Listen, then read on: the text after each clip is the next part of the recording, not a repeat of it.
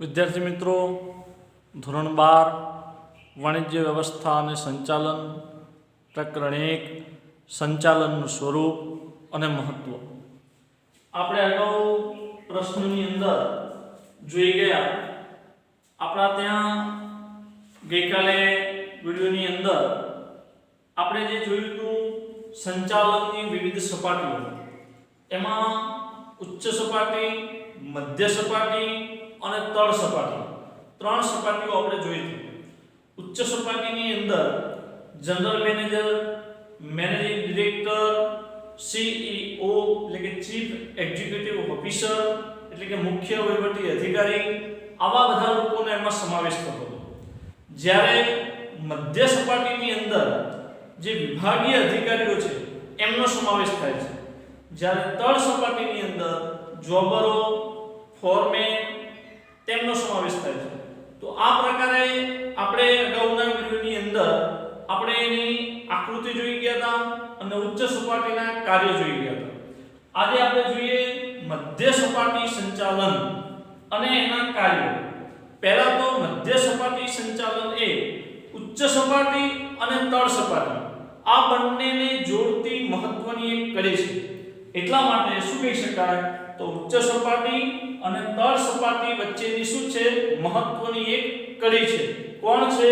મધ્ય સપાટી સંચાલન. એમાં કોનો સમાવેશ થાય છે તો વિભાગીય અધિકારીઓ.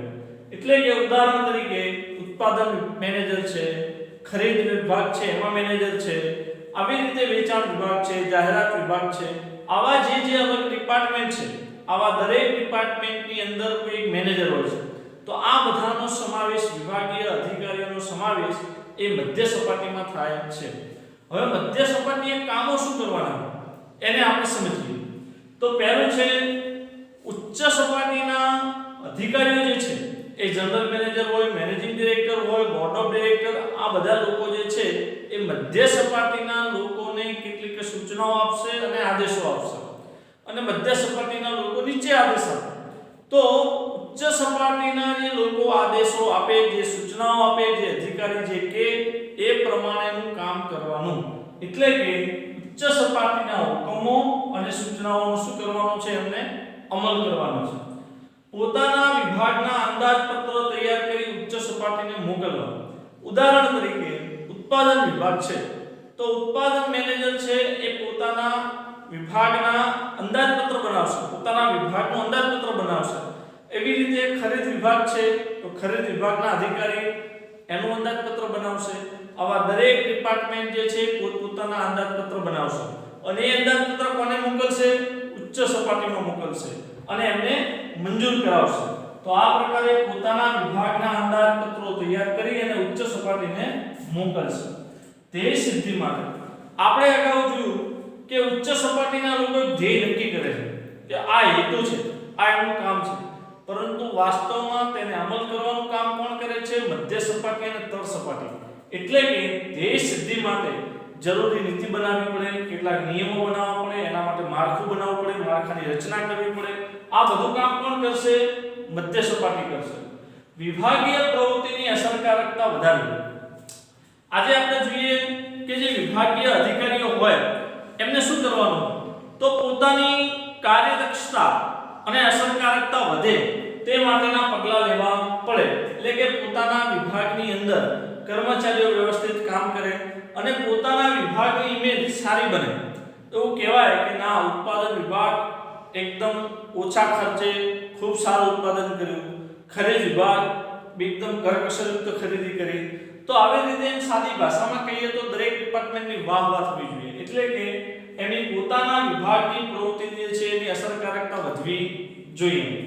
પોતાના વિભાગના કર્મચારીનો જુસ્સો વધારવો. દરેક વિભાગીય અધિકારી નીચે ઘણા બધા કર્મચારીઓ, કામદારો કામ કરતા હોય છે. તો આવા કામદારોની જવાબદારી જે તે વિભાગના અધિકારીની હોય છે.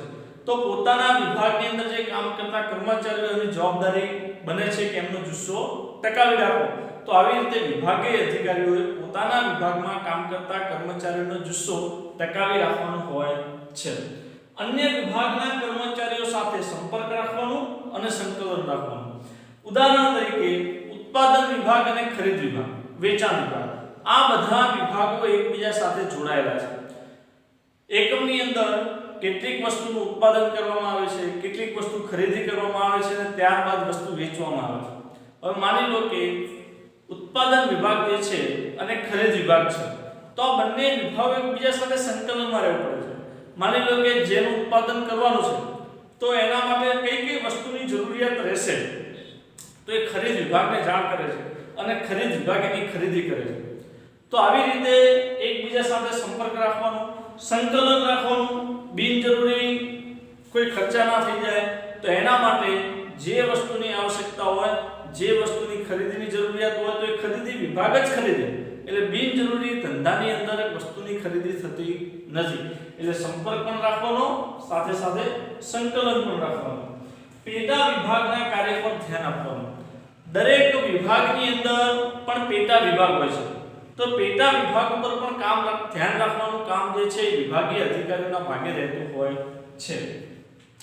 વિભાગની પ્રવૃત્તિઓ પર સતત દેખરેખ રાખવાની. એકવાર કર્મચારીને કામ સોંપી દીધું એટલે કામ થઈ જશે એવું નથી હોતું. એના ઉપર સતત દેખરેખ રાખવી પડે છે.